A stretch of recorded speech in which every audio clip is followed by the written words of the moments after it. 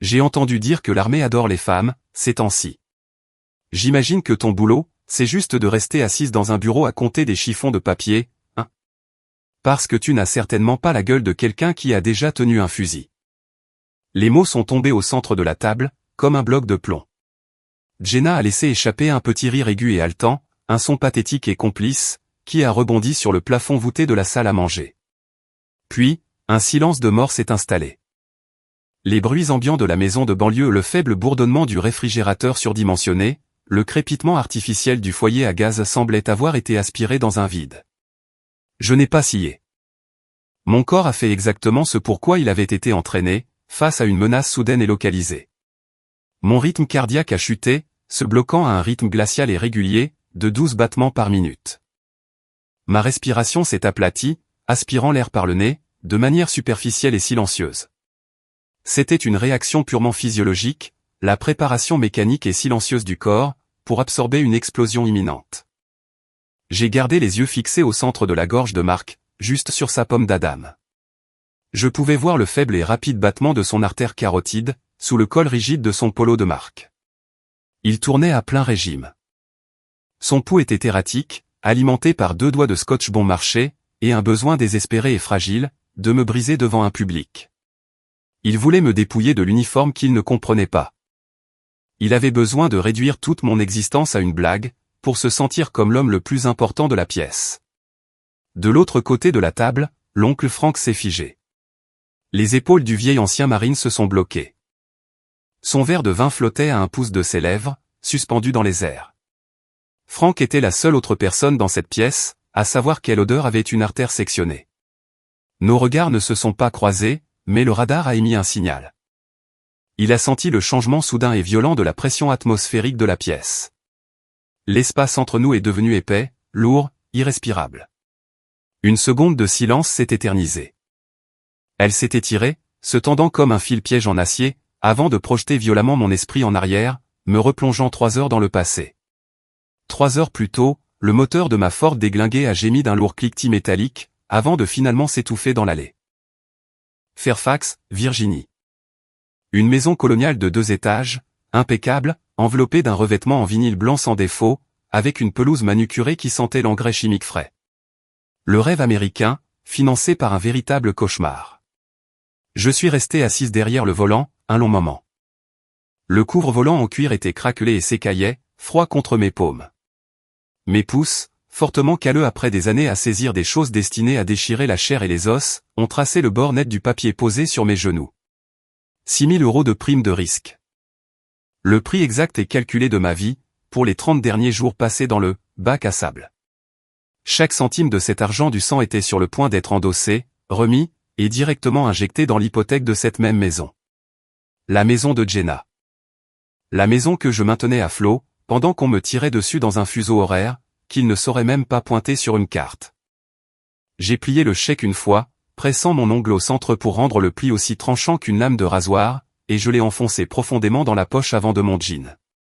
J'ai attrapé une chemise en soie bleue, à boutons, sur le siège passager, le camouflage civil. J'ai retiré ma veste de campagne, vert olive.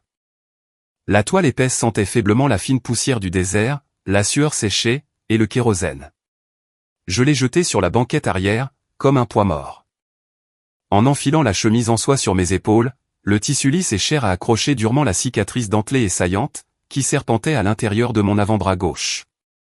J'ai frissonné.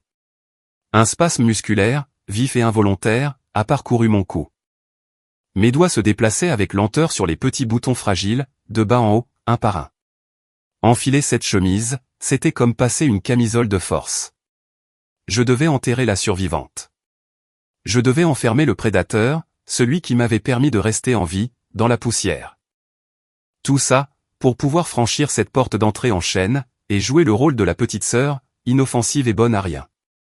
Celle qui ne semblait tout simplement pas pouvoir se poser, et trouver un vrai travail. J'ai poussé la portière de la voiture. Les charnières rouillées ont crié. J'ai poussé la lourde porte d'entrée et je suis entré. L'odeur m'a frappé comme un coup physique. Un mur suffocant de beurre à l'ail brûlé, et de viande rôtie lourde. C'était écœurant, nauséabond, le genre de chaleur domestique, forcée et agressive, qui vous obstrue immédiatement le fond de la gorge.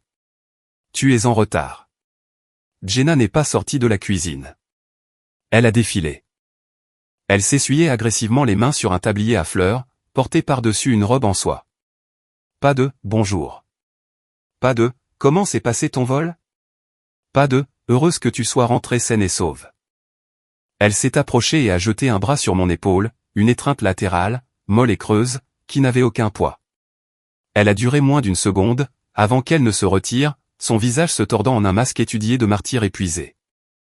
Marc a nettoyé toute la matinée, a-t-elle soupiré, projetant sa voix juste assez pour qu'elle porte jusqu'au salon. Il est incroyablement stressé, Lola. Maman n'arrête pas d'appeler et de se plaindre que tu ne visites jamais la maison de retraite, et c'est lui qui en subit les conséquences. Nous avons tous des responsabilités, tu sais. Une frappe de précision. Culpabilité et chantage émotionnel, enveloppés dans une plainte quotidienne et décontractée. La traduction classique, ton absence pour ton pays, c'est juste toi qui nous fuis. Je n'ai pas discuté. Je n'ai pas gaspillé mon oxygène pour me défendre. Je me suis juste redressé. Ma colonne vertébrale s'est alignée, rigide comme une barre d'acier. Mes yeux ont balayé le salon. Ce n'était pas un choix conscient. C'était une réaction instinctive, presque mécanique. J'ai vérifié les coins. J'ai noté les angles morts derrière le canapé en cuir surdimensionné. J'ai vérifié les lignes de mire depuis les baies vitrées, jusqu'à la rue. 2 sorties, dégagées. J'ai baissé les yeux et j'ai retiré mes lourdes bottes, près de la porte. Sur le paillasson, 3 paires de chaussons en mousse à mémoire de forme, étaient alignés méticuleusement.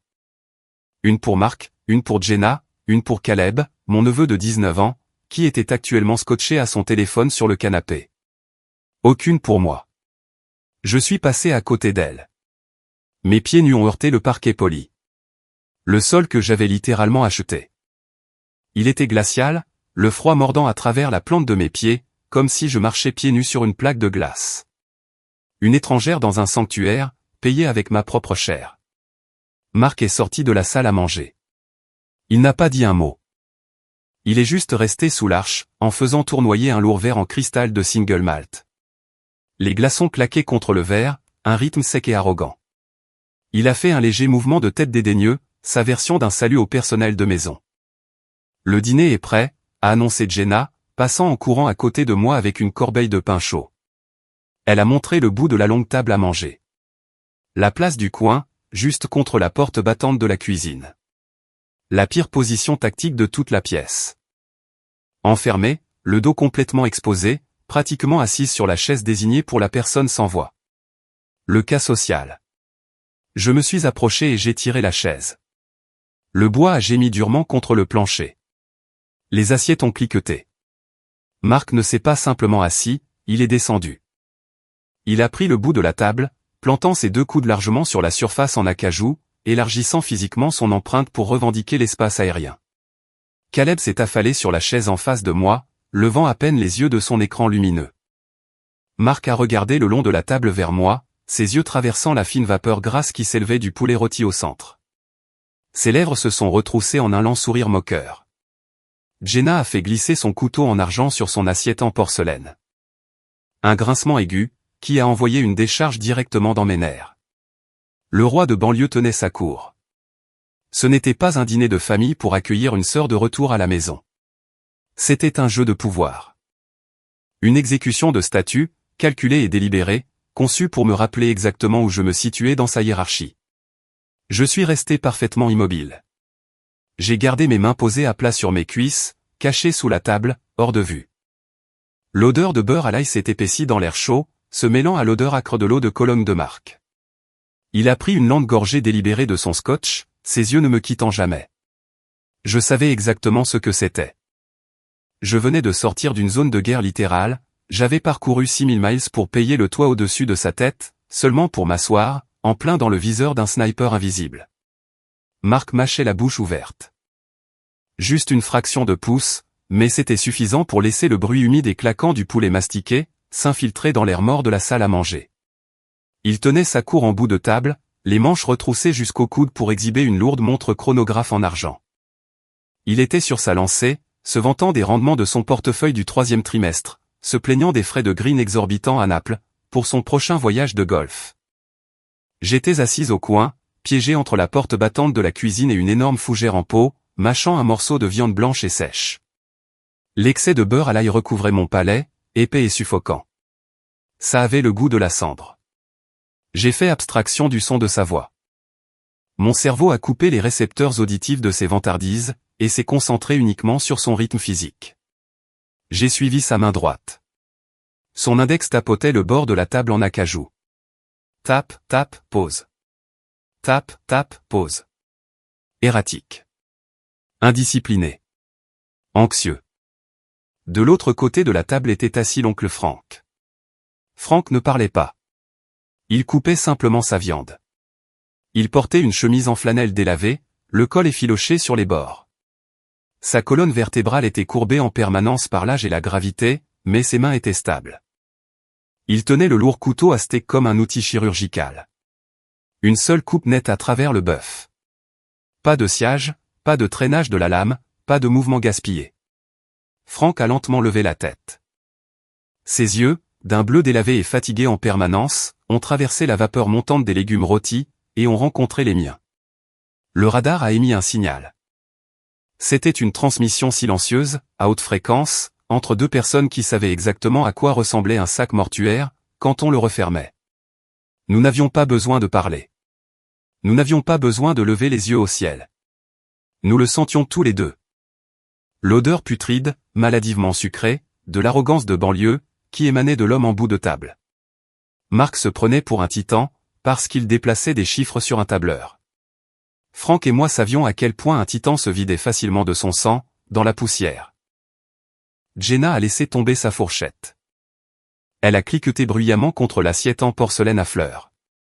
Elle a laissé échapper un lourd soupir rauque, un son parfaitement conçu pour aspirer chaque once d'oxygène de la pièce, et centrer toute l'attention directement sur elle.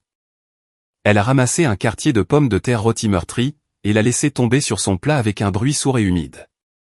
J'ai dû conduire 30 miles sur la route 50 le mois dernier, a-t-elle annoncé, en fixant la salière. Les ordonnances de maman ont encore été gâchées par ce médecin idiot. J'ai passé 3 heures à me disputer avec le pharmacien. 3 heures. Je suis tellement, complètement épuisé. Lola, a-t-elle fait une pause, laissant le piège se mettre en place, laissant la culpabilité mijoter. Je veux dire, au moins, toi, tu as la vie facile, a poursuivi Jenna, sa voix dégoulinant d'un poison déguisé en fatigue. L'armée te loge, elle te nourrit. Honnêtement, nos impôts paient pratiquement tes petites vacances, loin du monde réel. Ça doit être sympa, de ne pas avoir à s'occuper des lourdes tâches, ici. Une exécution flagrante, à nu. Le chèque de 6 000 €, plié dans ma poche avant, m'a soudain fait l'effet d'un fer chaud pressé contre ma cuisse. C'était mon sang, ma prime de risque. Le montant exact qui empêchait la banque de cadenasser les portes d'entrée de cette maison coloniale, immaculée et à température contrôlée. Je l'avais endossé, pour qu'elle puisse se plaindre d'un trajet de 30 miles dans un SUV climatisé. J'avais passé les 30 derniers jours à dormir en gilet pare-balles, me réveillant en sursaut au son des tirs de mortier, juste pour qu'elle puisse jouer la victime, pour une course à la pharmacie. Je n'ai pas ouvert la bouche. Je ne me suis pas défendu. Au lieu de ça, j'ai serré ma fourchette. J'ai pressé la pulpe de mon pouce droit, fort contre le bord tranchant et estampé de la poignée en métal. J'ai appuyé plus fort. J'ai laissé la douleur m'ancrer. J'ai poussé, jusqu'à ce que la peau devienne blanche comme un os. La grosse veine bleue qui parcourait le dos de ma main, a gonflé, palpitant rythmiquement contre le tissu cicatriciel de mes articulations. À l'étranger, l'ennemi enterrait des plaques de pression dans le sable. On faisait un faux pas, on perdait ses jambes. Ici, dans la sécurité immaculée de Fairfax, votre propre chair et votre propre sang enterraient des mines, directement dans votre assiette. Alors, qu'est-ce que tu fais exactement? Caleb s'est penché en avant. Ses coudes ont heurté la table, renversant son verre d'eau. Il n'a même pas remarqué. Ses yeux étaient grands ouverts, brillants de cette fin détachée et cinématographique d'un étudiant de 19 ans, dont toute la conception de la violence provenait d'un écran plat et d'une manette Xbox. Jean, t'es une sniper, a demandé Caleb, en souriant. T'as des victimes confirmées? J'ai posé ma fourchette. Le métal a cliqueté doucement contre la céramique. J'ai gardé mes mains au-dessus de la table, posant mes poignets sur le bord du bois. Opération spéciale, ai-je dit. 2 mots, plat, vide. Marc n'a pas manqué une seconde. Il a saisi l'ouverture, désespéré de réaffirmer sa domination sur la pièce. Il s'est lourdement appuyé sur ses avant-bras, inclinant la tête pour me regarder, comme si j'étais une tache sur son tapis coûteux. Opération spéciale, 1. A raillé Marc, en faisant tournoyer le scotch dans son verre. La glace a cliqueté, fort et moqueur. Ça a l'air hautement classifié. Qu'est-ce que ça veut dire, concrètement, dans le monde réel? Tu prépares le café pour les généraux? Tu t'assures que les formulaires de réquisition sont remplis à temps. Il a gloussé, un son humide et rauque au fond de sa gorge. Il a regardé Jenna, attendant qu'elle valide la blague. Elle a offert un faible sourire. Je suppose que si tu restes déployé assez longtemps, c'est un excellent moyen de fuir les responsabilités d'adulte, a insisté Marc, sa voix s'amplifiant, remplissant l'espace. Juste continuer à éviter le vrai travail. Plus facile de jouer au soldat que de s'occuper d'une mère malade, n'est-ce pas? Il voulait m'écorcher vive. Il voulait que je craque. Il voulait que je lève la voix, que je pleure, que j'admette que j'étais une sœur bonne à rien, esquivant la vie pendant qu'il payait la facture émotionnelle. Sa masculinité fragile, mince comme du papier, était menacée par une femme qui n'avait pas besoin de son argent. Alors, il utilisait son chéquier et sa maison, comme un instrument contondant pour me soumettre. L'air de la salle à manger s'est raréfié. La chaleur qui se dégageait du foyer à gaz est soudain devenue suffocante, me cuisant la nuque. La climatisation centrale s'est mise en marche, un faible bourdonnement qui ressemblait au moteur d'un drone, à des kilomètres au-dessus d'une cible. Alors, puisque tu es une vétéran de combat si endurci, a ricané Marc. Il a pointé une fourchette en argent directement sur ma poitrine, piquant l'air à chaque mot. Comment il t'appelle, là-bas? T'as un surnom de dur à cuire? Chaton qui se cache. Jenna a gloussé. Un petit hoquet, sec et pathétique. Caleb a souri, baissant les yeux sur son assiette, embarrassé mais amusé. J'ai arrêté de respirer. La coquille civile ne s'est pas seulement fissurée. Elle a volé en éclats, tombant en morceaux lourds et déchiquetés. Je me suis adossé à la chaise en bois. Lentement, délibérément. C'était la posture d'un prédateur qui vient de réaliser que la proie est entrée directement dans la cage, et a fermé la porte de l'intérieur. Mes yeux se sont levés d'un coup. J'ai dépassé sa poitrine, dépassé sa bouche, et je me suis verrouillé directement dans ses pupilles. Je n'ai pas scié. Je n'ai pas bougé sur mon siège. Je n'ai pas élevé la voix d'un seul décibel. Mais la masse glaciale et pure du silence qui émanait de mon corps, a frappé la pièce comme une onde de choc. Elle a étouffé l'espace. Les ricanements ont cessé instantanément. Caleb s'est redressé, son sourire s'évanouissant. Même la main de Marc s'est figée, la fourchette suspendue maladroitement en l'air, la bouche entr'ouverte. J'ai laissé l'air mort s'étirer. Je l'ai laissé se noyer dedans. J'ai regardé la soudaine lueur primitive de panique, tressaillir derrière ses yeux, alors que son système nerveux enregistrait qu'il venait de donner un coup de pied à un explosif endormi. J'ai ouvert la bouche, et j'ai laissé tomber une dalle de béton, directement sur sa poitrine. Mad Dog. Mad Dog. Les 2 syllabes ont quitté ma bouche.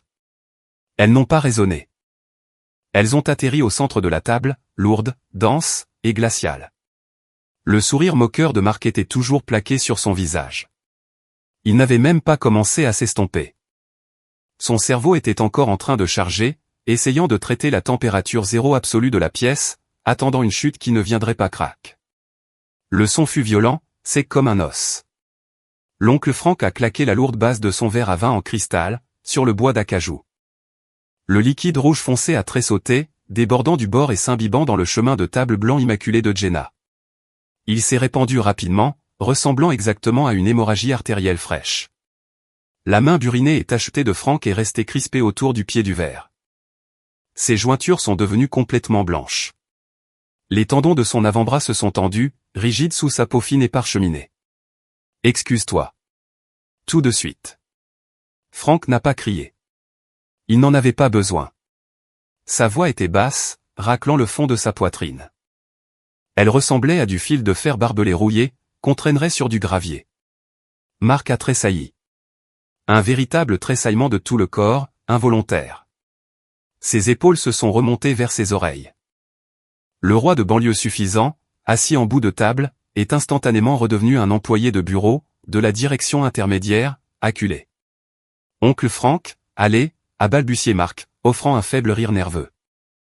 Il a levé une main, la paume vers l'avant, essayant de dissiper l'hostilité soudaine. Je plaisantais, c'est une blague. Frank l'a coupé. Les yeux du vieil homme étaient rivés sur Marc.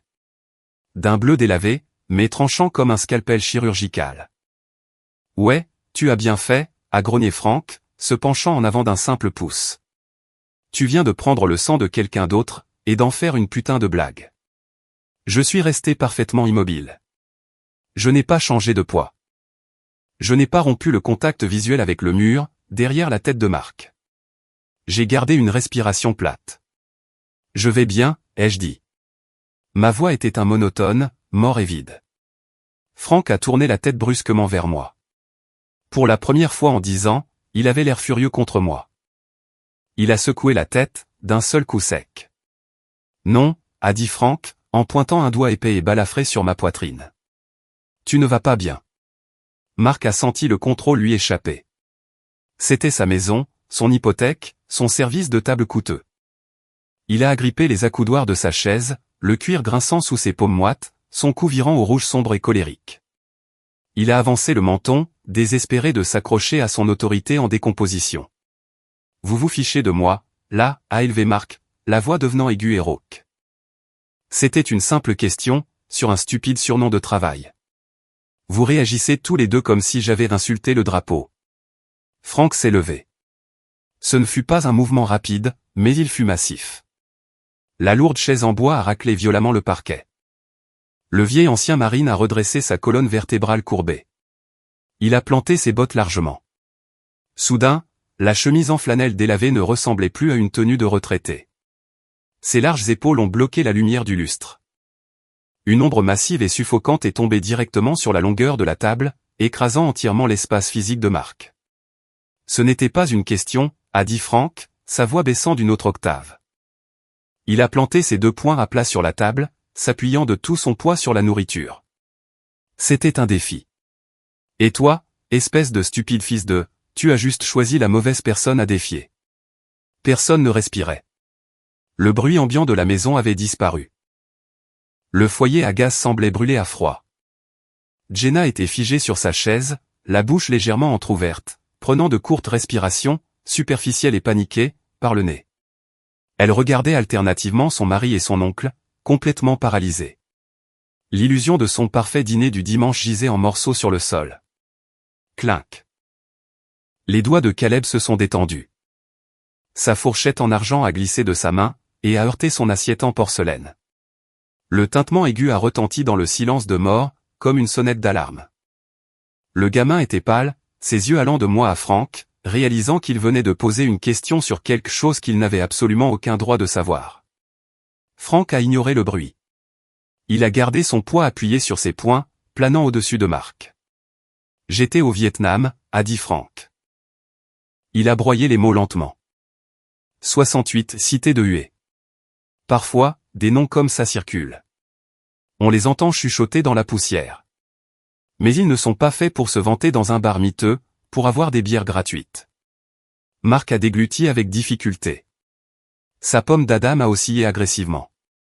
La rougeur de son cou s'est complètement dissipée, laissant sa peau d'un gris pâle et maladif.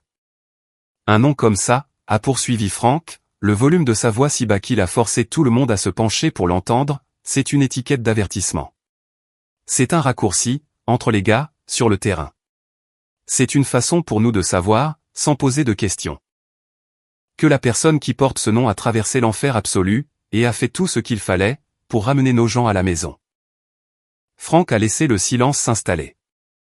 Il a laissé la réalité de ces mots s'abattre sur le poulet rôti, les pommes de terre à l'ail, et le scotch coûteux. On ne gagne pas un nom comme ça en préparant le café, Marc, a murmuré Frank. Marc a physiquement rétréci. Il a pressé son dos fort contre le rembourrage en cuir de sa chaise, essayant de mettre autant de distance que possible entre lui et le vieil homme. Une goutte de sueur froide a perlé sur sa tempe, captant la lumière du lustre. La façade de mâle alpha avait complètement disparu, réduite à l'essentiel. Il m'a regardé. Ses yeux étaient grands ouverts, fuyants, frénétiques. Il cherchait sur mon visage un indice, un signe que c'était une farce élaborée. Alors, a balbutié Marc, sa voix se brisant. Il s'est léché les lèvres sèches. Alors, tu veux dire? On se fait avoir? Tout ça, c'est vrai? C'était le moment. Je n'avais pas besoin que Franck se batte pour moi, mais le vieil homme venait de planter parfaitement la cible au mur. J'ai lentement posé mes mains sur la table. J'ai attrapé le bord de mon assiette, et je l'ai poussé en avant.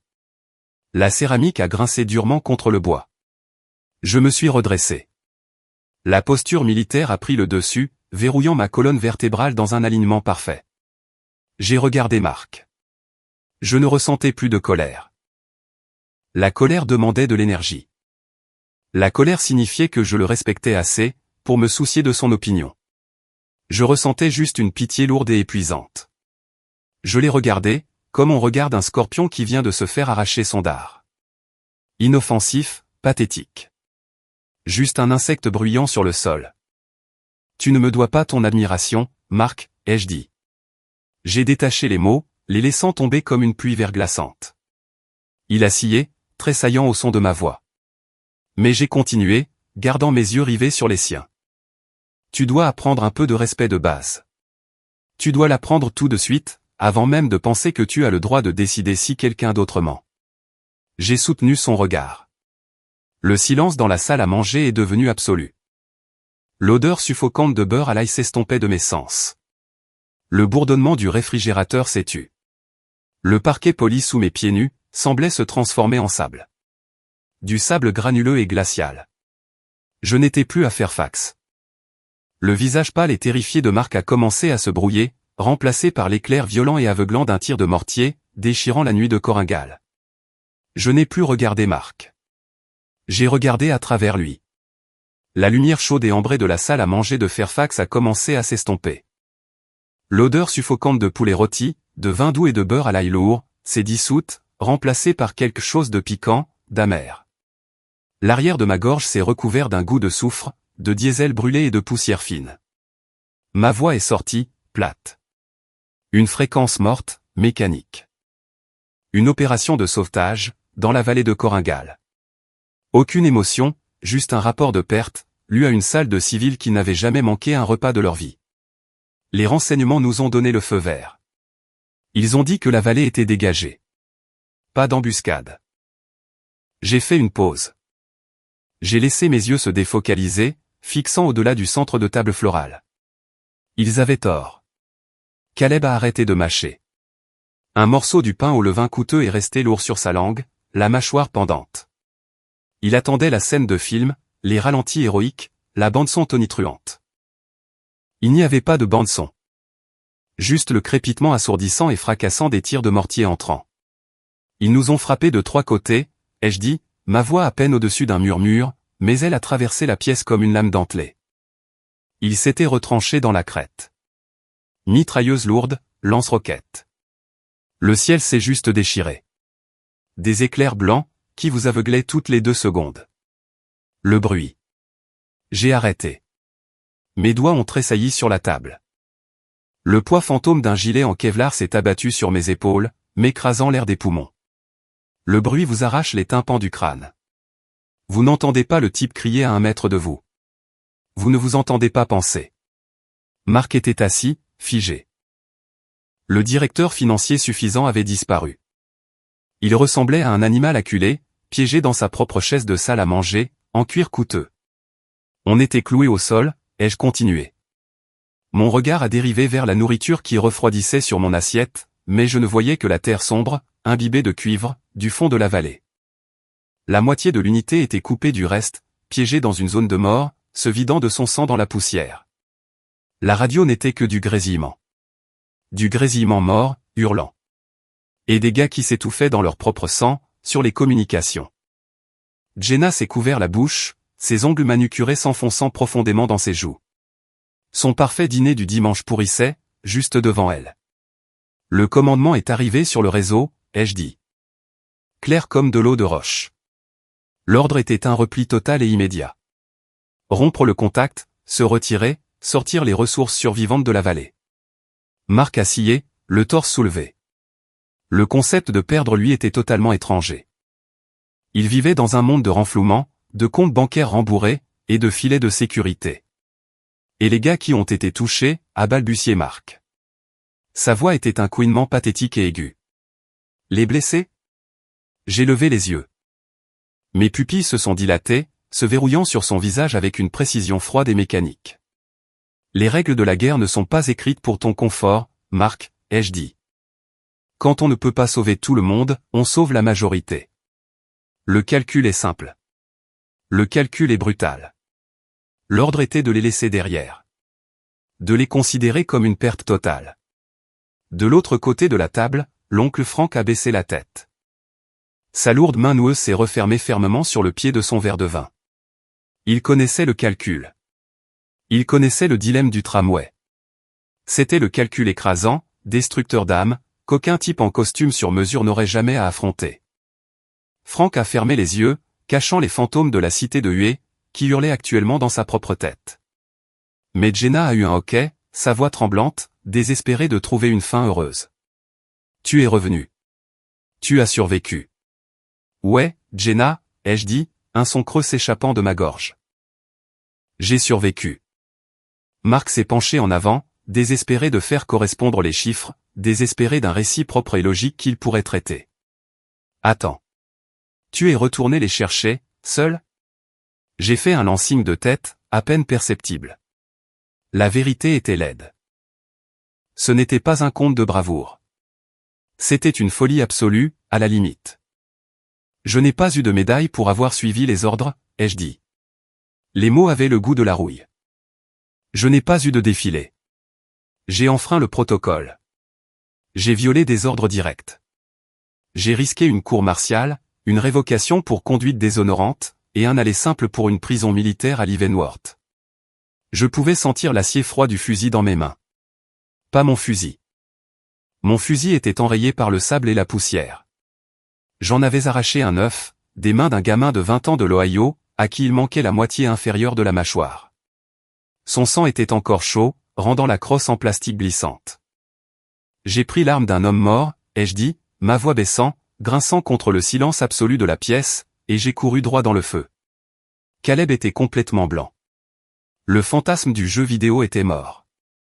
Il regardait un monstre. Je n'ai pas suivi les ordres, leur ai-je dit. Je connaissais le prix. Je savais exactement ce que cela coûterait à ma carrière. Et j'y suis retourné quand même. Marc s'est physiquement effondré. Les derniers morceaux de son armure arrogante de banlieue se sont fissurés et sont tombés, laissant un petit homme terrifié, assis en bout d'une très longue table. Ses épaules se sont affaissées, tirant son polo coûteux sur son dos. Sa respiration était superficielle, erratique. Il m'a regardé, m'a vraiment regardé, et a enfin vu le poids écrasant, que j'avais apporté dans sa maison. Sa mâchoire a tremblé. C'est pour ça, a marmonné Marc, les mots s'accrochant dans sa gorge sèche. C'est pour ça qu'il t'appelle MacDog. Il pensait que c'était une insulte, une blague sur un tueur vicieux et stupide. J'ai serré les dents. Les muscles de ma mâchoire se sont noués, durs comme de la pierre. J'ai pressé mes mains à plat contre la table en acajou, m'appuyant de tout mon poids sur le bois massif. Il ne m'appelle pas comme ça parce que je suis une tueuse, Marc, ai-je dit. Chaque syllabe était un coup de marteau. Il m'appelle comme ça, parce que j'ai refusé d'arrêter. Parce que j'ai refusé d'écouter la raison. Parce que je n'acceptais pas de laisser les miens dans la poussière, juste pour sauver ma propre peau. J'ai soutenu son regard. J'ai regardé la prise de conscience s'installer. J'ai passé mon Thanksgiving à traîner des corps mutilés hors d'un fossé, sous le feu nourri de mitrailleuses lourdes, pour qu'un type comme Marc puisse s'asseoir dans une pièce climatisée, et se plaindre de ses frais de golf. J'ai vendu mon âme à Coringal, pour qu'il puisse dormir toute la nuit, à Fairfax. La salle à manger est tombée dans un silence mort, suffocant. Le verdict était rendu. Je n'avais pas eu besoin de lever la voix. Je n'avais pas eu besoin de donner un coup de poing. La vérité brute et sanglante venait d'écraser la vie de chaque petite grief ignorant qu'ils entretenaient contre moi. Marc fixait simplement son assiette. Le scotch coûteux était intact. La glace avait complètement fondu. Le poulet rôti devenait froid. J'ai lentement retiré mes mains de la table. Je me suis adossé à ma chaise, croisant les bras sur ma poitrine, et j'ai attendu, dans le silence sombre. La table de la salle à manger était un cimetière de graisse froide. L'ego à 6 chiffres, qui paradait dans la pièce depuis 1 heure, avait disparu, remplacé par une coquille vide, assise dans une chaise en cuir coûteux. Marc n'a pas levé les yeux. Son regard est resté collé au fond de son verre en cristal, vide. Ses doigts blancs et doux, traçant le bord, encore et encore, dans un cercle frénétique et insignifiant. Le grand ponte de l'entreprise, qui passait ses week-ends à dépenser 300 € sur un terrain de golf à Naples, avait disparu. Il avait l'air petit, ratatiné. Je pensais que tu faisais juste la maligne, a marmonné Marc. Sa voix n'avait plus cette autorité retentissante de salle de conférence. Elle était fine, parcheminée, un son pathétique et aigu, qui traversait à peine le bois d'acajou. Il s'est raclé la gorge sèche, essayant de trouver un lambeau de dignité, dans les décombres de sa propre maison. Comment as-tu pu survivre à une chose pareille? Je n'ai pas répondu tout de suite. J'ai laissé la question flotter dans l'air, pourrissant aux côtés des restes. Lentement, j'ai repoussé ma chaise. Le pied en bois a glissé sur le parquet poli, avec un grincement sec et fort, qui a fait sursauter Jenna. Je me suis levé. Ma colonne vertébrale était parfaitement droite. Mes épaules se sont bloquées en arrière, fluides et mécaniques. Mes mains ne tremblaient pas. J'ai baissé les yeux sur mon assiette, j'ai ramassé ma lourde fourchette en argent, et je l'ai laissée tomber. Clang. Le métal a heurté la porcelaine, avec un bruit sourd et final. Je n'ai pas survécu, ai-je dit. Ma voix était complètement plate, dépourvue de toute colère ou chaleur. C'était juste un constat. Je le porte avec moi. Pas de cris, pas de discours dramatique, pas de satisfaction. Je n'avais pas besoin de le punir, parce que Marc ne valait même pas les munitions. L'indifférence totale dans mes yeux, fut la dernière balle qui a achevé son fragile orgueil de banlieue. Il a tressailli, sa tête s'enfonçant dans son col, incapable de regarder le monstre qu'il avait tant essayé de moquer. J'ai tourné les talons, et je suis sorti de la pièce. Mes pieds nus ne faisaient aucun bruit sur le bois. J'ai poussé la porte de la cuisine, j'ai contourné le salon où la télévision marmonnait encore un match de football inutile, et je suis sorti sur le porche arrière. La lourde porte moustiquaire en aluminium a laissé échapper un grognement sec et rouillé, avant de se refermer derrière moi. L'air nocturne de novembre, en Virginie, m'a frappé comme une gifle physique. Il était glacial, vif et propre. Il s'est engouffré dans mes poumons, violemment, chassant l'odeur suffocante et huileuse de beurre à l'ail brûlé et de parfum bon marché, qui m'étouffait depuis des heures. Je me suis approché de la balustrade en bois, le grain rugueux mordant dans mes paumes, et je me suis appuyé dessus. Ici, la banlieue était silencieuse. Juste une rangée de maisons coloniales identiques, avec des pelouses manucurées identiques, toutes bien à l'abri, derrière un mur d'ignorance. J'ai fouillé dans la poche de mon jean. Mon pouce a attrapé le bord plié et net du chèque de 6 000 €. L'argent destiné à payer le toit même, au-dessus de ma tête, en ce moment. L'argent que Jenna prenait d'une main, tout en utilisant l'autre pour pointer tous mes défauts. Je l'ai sorti à moitié. Mes doigts calleux sentant le papier fragile. Derrière moi, les charnières de la porte moustiquaire ont de nouveau crié. Je ne me suis pas retourné. Je n'en avais pas besoin. Je reconnaissais le traînement lourd et inégal des bottes. L'oncle Frank est sorti sur le porche. Il avait un vieux cardigan en laine délavé, jeté nonchalamment sur ses larges épaules voûtées. Il n'a pas dit un mot. Il n'a pas offert une sympathie de téléfilm. Il s'est simplement approché de la balustrade, plantant ses grandes mains burinées à quelques centimètres des miennes. 2 soldats, 2 guerres différentes, debout ensemble dans le noir, respirant le givre. Nous n'avions pas besoin de parler. Nous partagions la compréhension silencieuse et lourde, de ceux qui savent à quoi ressemble un corps, quand la vie en a été arrachée. Franck a fouillé dans la poche de sa chemise en flanelle, et a sorti un zippo en argent terni. Flip, clac. Le lourd couvercle en métal s'est ouvert. Son pouce a frappé la pierre, et une flamme jaune et vive a vacillé dans l'obscurité, projetant des ombres profondes et déchiquetées, sur les lourdes rides de son visage. Il a allumé une cigarette sans filtre, a pris une longue et lente bouffée, et a laissé la fumée, blotti dans sa paume, dérivé dans l'air froid. L'odeur de tabac bon marché s'est instantanément mélangée au givre de l'hiver. « Tu as bien géré ça, gamine », a dit Franck. Il ne m'a pas regardé. Il a juste regardé la fumée disparaître dans les arbres. Revenir dans le monde, ce n'est jamais une partie de plaisir. C'est toujours une saloperie. J'ai remis mes mains dans mes poches, mes épaules s'abaissant d'une fraction de pouce. Ce soir, c'était pire qu'une marche de 12 miles en tenue de combat complète, ai-je marmonné, la gorge sèche. Franck a laissé échapper un petit rire graveleux et bas, qui s'est transformé en une toux rauque. Ouais, parce que là-bas, tu sais où l'ennemi se retranche.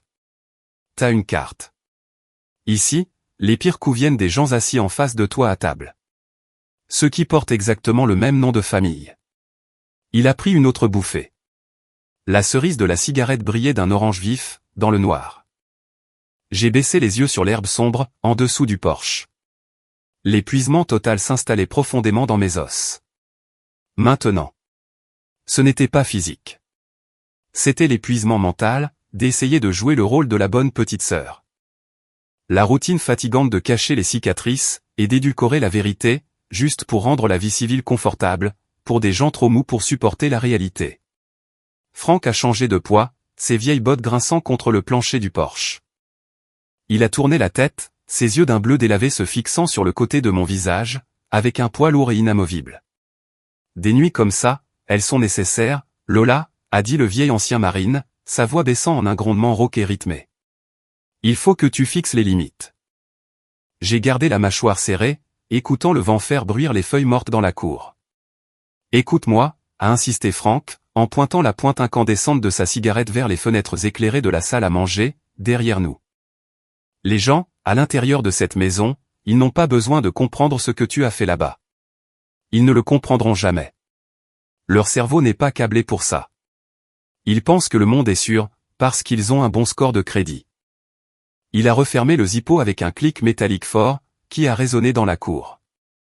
Mais à partir de ce soir, a grogné Franck, ses yeux me transperçant, ils ont sacrément intérêt à apprendre à respecter ce qu'ils ne peuvent pas comprendre. Tu ne les laisses plus passer. Pas sur l'uniforme, pas sur le prix. Quelque chose à l'intérieur de ma poitrine a cédé. Un engrenage rouillé et serré, qui était bloqué depuis des mois, s'est finalement enclenché.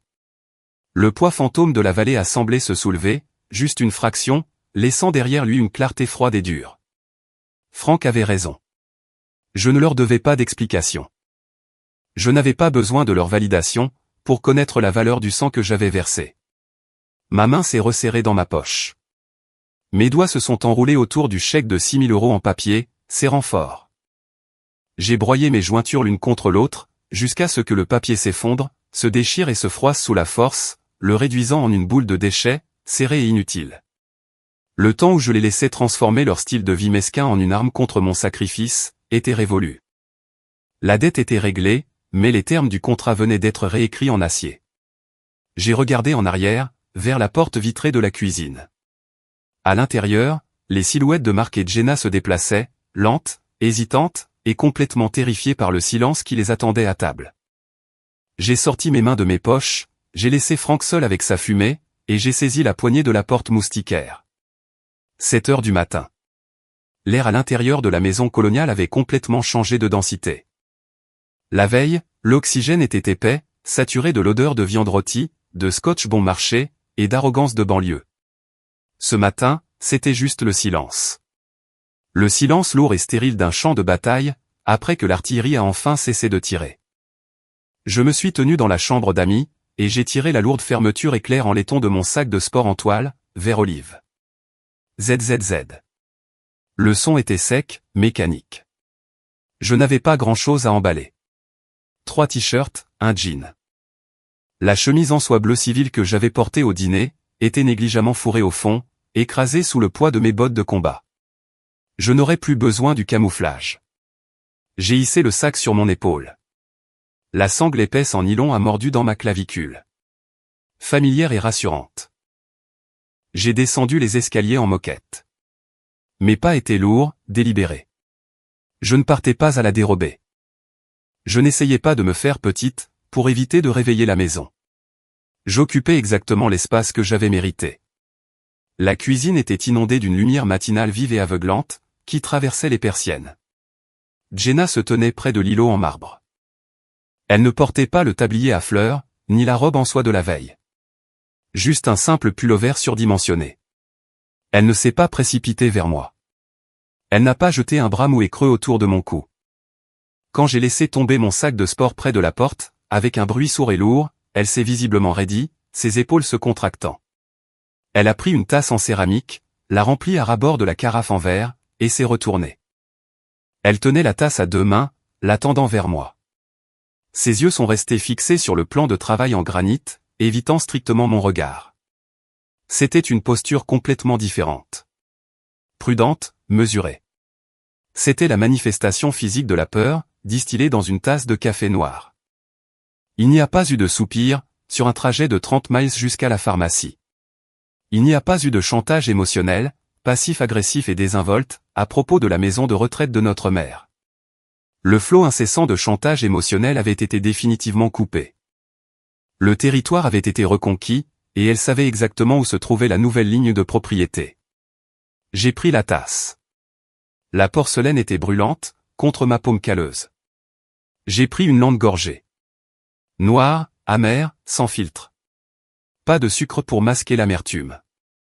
J'ai laissé la chaleur âpre glisser au fond de ma gorge, sentant un sentiment de contrôle absolu et incassable, s'installer au plus profond de ma poitrine. Pendant des années, j'étais entré dans cette maison en essayant de me faire toute petite, en essayant de replier mes angles, pour ne pas perforer leur style de vie parfait, digne d'un catalogue. J'avais laissé Jenna me traiter comme un cas social, parce que c'était plus facile que de mener une guerre sur 2 fronts. Mais c'était fini. Je ne portais plus leurs insécurités. Lola. La voix venait de l'arche. Marc est sorti de l'ombre du salon. La transformation était saisissante. Le pantalon de costume sur mesure et les manches retroussées, montrant la montre chronographe en argent, avaient disparu. Il portait un t-shirt gris délavé, et un pantalon de survêtement usé. Ses épaules, habituellement bombées pour revendiquer un maximum d'espace, étaient affaissées, complètement dégonflées. Le prédateur alpha de l'entreprise avait été réduit à un homme fatigué, d'âge moyen, qui réalisait qu'il n'était pas la chose la plus dangereuse de la pièce. Il s'est arrêté de marcher, à exactement 2 pas de moi. Ce n'était pas un choix conscient. C'était un calcul instinctif, primitif. Il gardait une distance de sécurité, reconnaissant le niveau de menace qu'il avait aveuglément ignoré la veille. A commencé Marc. Sa voix était rauque, manquant de la résonance retentissante qu'il utilisait pour donner des ordres. Il a dégluti avec difficulté, regardant le parquet avant de forcer ses yeux à rencontrer les miens. Je veux faire mieux. J'ai besoin de faire mieux. Je n'ai pas scié. J'ai pris une autre gorgée du café amer, attendant qu'il finisse. Merci, a dit Marc, sa voix baissant en un murmure silencieux et rauque. Merci de ne pas m'avoir cassé la mâchoire, hier soir. C'était une confession sincère. L'honnêteté absolue et sans filtre, d'un homme dont la carapace toxique et arrogante, avait été systématiquement réduite en poudre. Il ne demandait pas le pardon. Il savait qu'il ne l'avait pas mérité. Il reconnaissait simplement la clémence, qui lui avait été accordée. J'ai gardé le visage entièrement vide, un masque plat et indéchiffrable. Je n'ai pas souri pour apaiser son malaise. Je ne lui ai pas dit que ce n'était pas grave, parce que ce n'était pas grave. Les cicatrices étaient toujours là. La trahison était toujours réelle. Mais la dynamique avait changé, de façon permanente. C'était moi qui tenais le marteau, maintenant. Je lui ai fait un seul signe de tête, à peine perceptible. Ça suffit, ai-je dit. 3 mots, froids et définitifs. J'ai posé la tasse de café à moitié vide sur le comptoir en marbre. J'ai tendu la main, j'ai attrapé la sangle de mon lourd sac en toile, et je l'ai jeté sur mon épaule. Alors que je me tournais vers la porte d'entrée, Marc s'est avancé. Il a hésité, son bras tressaillant à son côté, avant d'étendre lentement sa main droite. Ce n'était pas une étreinte familiale, fausse et obligatoire. C'était une trêve formelle. Je me suis arrêté. J'ai regardé sa main tendue, puis j'ai regardé son visage. J'ai tendu la main et j'ai attrapé la sienne. Sa peau était douce, lisse, intacte de tout ce qui est plus tranchant qu'un trombone. J'ai serré sa paume, pas assez fort pour briser des os, mais juste assez de pression pour laisser les callosités épaisses et rigides de mes doigts grincer contre sa peau. Les cicatrices physiques permanentes, d'avoir saisi un fusil par une chaleur de 50 degrés. Je l'ai laissé sentir la friction physique des brûlures d'artillerie, les bords déchiquetés d'une vie, qu'il n'aurait jamais eu le courage de survivre. Sa masculinité fragile avait exigé une victime la veille. Mais à la froide lumière du jour, il a finalement réalisé qu'il avait essayé d'intimider un prédateur. Merci, a de nouveau murmuré Marc, tressaillant légèrement sous la pression de ma poigne. De ne pas avoir tourné le dos à cette famille. De ne pas nous avoir abandonnés. J'ai tenu sa main une seconde de plus, laissant le poids de ses mots flotter dans l'air mort. J'ai regardé droit à travers ses yeux, directement dans le cœur creux de sa poitrine. Vous m'avez donné une raison de ne pas le faire, ai-je dit, détachant les mots, sec et net. Ne la perdez pas. J'ai lâché sa main. Je n'ai pas regardé Jenna. J'ai poussé la lourde porte d'entrée en chaîne, et je suis sorti dans le matin glacial de novembre. L'air froid m'a fait l'effet d'un baptême. J'ai descendu l'allée en béton, vers ma Ford rouillée. Le soleil matinal aveuglant rebondissait violemment sur le capot cabossé, projetant une lumière crue et brillante sur la rue de banlieue immaculée. J'ai jeté mon sac en toile sur le siège passager, je suis monté derrière le volant, et j'ai claqué la lourde portière en métal. Les charnières rouillées ont crié une dernière fois, avant de m'enfermer à l'intérieur. J'ai tourné la clé. Le vieux moteur a rugi, un grognement mécanique, profond et agressif, qui a complètement brisé le silence fragile et immaculé de Fairfax. C'était un son d'ouvrier, brut, non poli, et complètement déplacé dans ce quartier. J'ai passé la vitesse, ma main reposant naturellement sur le pommeau de levier de vitesse, en cuir craquelé. Alors que le camion avançait, j'ai jeté un coup d'œil dans le rétroviseur. Le cadre du miroir capturait parfaitement la maison coloniale. Marc et Jenna se tenaient ensemble, sur le porche d'entrée. Ils ne faisaient pas de signe de la main. Ils ne forçaient pas de sourires enthousiastes et faux. Ils se tenaient simplement là, épaule contre épaule, enveloppés d'une révérence silencieuse et solennelle, me regardant partir. Le miroir les a repoussés de plus en plus loin, rétrécissant la maison, rétrécissant le quartier, jusqu'à ce qu'il ne soit plus qu'un minuscule point dans le verre. J'ai détourné le regard du miroir. J'ai regardé à travers le pare-brise, la route large et vide qui s'étendait devant moi. J'ai souri. Un vrai sourire, sincère. Vous savez, on n'a pas besoin que le monde comprenne votre histoire, pour prouver que vous existez. On n'a pas besoin de s'ouvrir en deux et de se vider de son sang sur une table de salle à manger, juste pour que les gens respectent votre parcours. Nous portons tous des fantômes invisibles. Nous avons tous une vallée de Koringal, que nous avons traversée seuls. Les gens qui n'ont pas vu l'obscurité, ne comprendront jamais le poids de votre armure. Et c'est très bien. Ce n'est pas votre travail, d'éduquer leur ignorance. La vraie grandeur ne réside pas dans la force avec laquelle on crie pour exiger la justice. Elle ne vit pas dans les disputes qu'on gagne, ni dans les tables qu'on renverse. Elle réside dans notre capacité à rester silencieux. Elle réside dans le temps que l'on peut tenir sa position, respirant tranquillement dans le noir, attendant que l'arrogant trébuche sur sa propre ignorance absolue. Il suffit de rester ferme, de fixer ses limites de fer, et de refuser que quiconque transforme votre bonté en une arme contre vous. Gardez votre sang-froid, accrochez-vous à votre dignité silencieuse. Car la vérité froide et inébranlable, est toujours l'arme la plus létale de la pièce. Et si cette histoire a résonné en vous, cliquez sur le bouton j'aime, et abonnez-vous pour plus de vidéos.